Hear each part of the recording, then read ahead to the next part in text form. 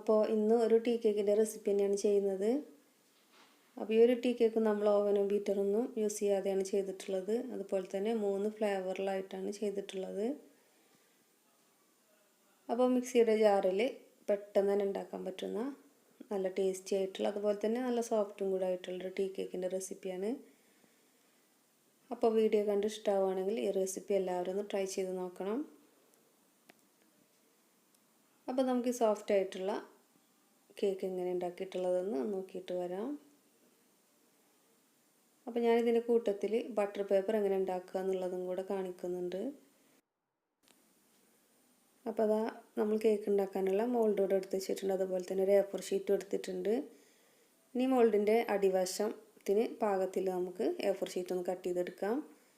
ഇനി മോൾഡിൻ്റെ അടിവശത്തും അതുപോലെ തന്നെ സൈഡിലൊക്കെ ആയിട്ട് നന്നായിട്ട് ഓയിലൊന്ന് ബ്രഷ് ചെയ്ത് കൊടുക്കാം. എന്നിട്ട് നമ്മൾ കട്ട് ചെയ്ത് വെച്ച A4 ഷീറ്റ് ഇതുപോലെ ഒന്ന് വെച്ച് കൊടുത്ത ശേഷം നമുക്ക് ഇതിൻ്റെ മുകളിലേക്കായിട്ട് നന്നായിട്ട് തന്നെ ഒന്ന് ഓയിൽ ബ്രഷ് ചെയ്ത് കൊടുക്കാം.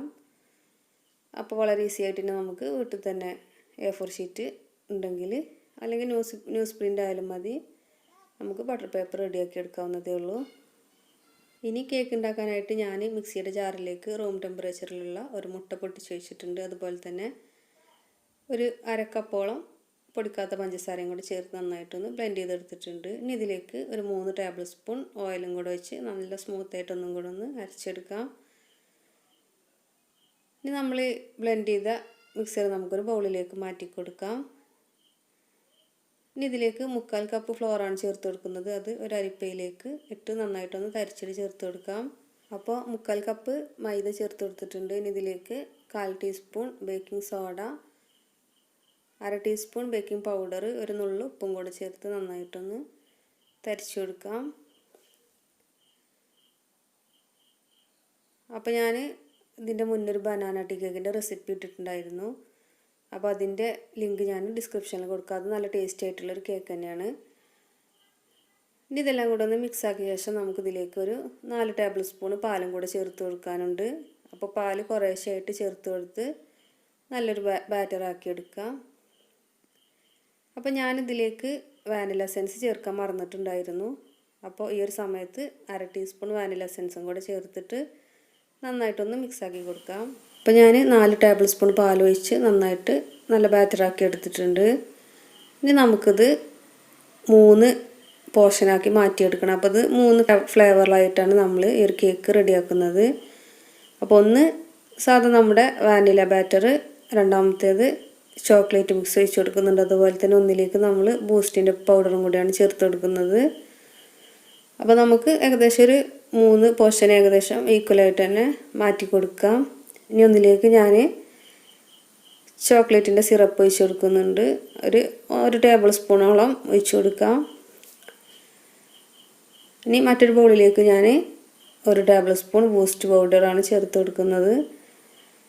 ഇനി ഇതിലേക്ക് 1 ടേബിൾ സ്പൂൺ പാലും കൂടെ ഒഴിച്ചിട്ട് നമുക്കിത് നന്നായിട്ട് മിക്സാക്കി എടുക്കണം.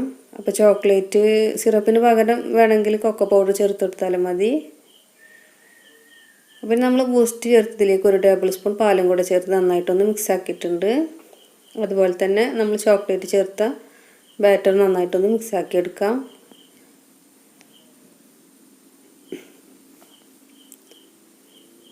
അപ്പോൾ നമ്മുടെ 3 ബാറ്റർ റെഡി ആയിട്ടുണ്ട്. ഇനി നമുക്ക് ഫസ്റ്റ് നമ്മുടെ വാനില ബാറ്റർ ചേർത്ത് കൊടുക്കാം. അപ്പോൾ ബാറ്റർ ഒഴിച്ച ശേഷം മോൾഡിൻ്റെ എല്ലാ ഭാഗത്തേക്കും ആകുന്ന രീതിയിൽ നന്നായിട്ടൊന്ന് സ്പ്രെഡ് ചെയ്ത് കൊടുക്കാം. അപ്പോൾ ഇനി ഇതിന് മുകളിലേക്കായിട്ട് സെക്കൻഡ് ലെയറായി നമുക്ക് ചോക്ലേറ്റിൻ്റെ ബാറ്റർ ഒഴിച്ച് കൊടുക്കാം. അപ്പോൾ കുറച്ച് താഴ്ത്തിയിട്ട് വേണം ഇത് ഒഴിച്ച് കൊടുക്കാനായിട്ട്. അപ്പോൾ അതും എല്ലാ ഭാഗത്തും ആകുന്ന രീതിയിൽ നന്നായിട്ടൊന്ന് സ്പ്രെഡ് ചെയ്ത് ഒഴിച്ച് കൊടുക്കാം.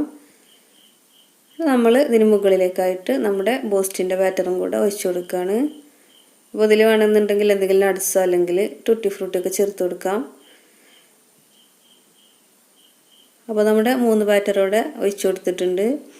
ഇനി ഇത് ജസ്റ്റ് ഒന്ന് ടാപ്പ് ചെയ്ത് കൊടുക്കാം. എന്നിട്ട് 5 മിനിറ്റ് മുന്നേ പ്രീ ഹീറ്റ് ചെയ്ത പാനിലേക്ക് ഇതുപോലെ എന്തെങ്കിലും തട്ട് വെച്ച് കൊടുത്തിട്ട് അതിന് മുകളിലേക്കായിട്ട് നമുക്ക് ഈ മോൾഡ് ഒന്ന് വെച്ച് കൊടുക്കാം. അപ്പോൾ ആദ്യം ഒരു 5 മിനിറ്റ് മീഡിയം ഫ്ലെയിമിലും അത് കഴിഞ്ഞ ശേഷം നമുക്ക് ലോ ഫ്ലെയിമിലിട്ട് ഒരു 30 മിനിറ്റും കൂടിയാണ് കുക്ക് ചെയ്തെടുക്കേണ്ടത്. അപ്പോൾ മൊത്തം 35 മിനിറ്റാണ് ഇത് ബേക്ക് ചെയ്തിട്ടുള്ളത്. അപ്പോൾ അതപ്പോൾ കേക്കൊക്കെ നന്നായിട്ട് ബേക്കായി വന്നിട്ടുണ്ട്. അതുപോലെ തന്നെ നല്ല പൊങ്ങി വന്നിട്ടുണ്ട്. നമുക്കിതൊന്ന് തണുത്ത ശേഷം മോൾഡിൽ നിന്നൊന്ന് മാറ്റാം.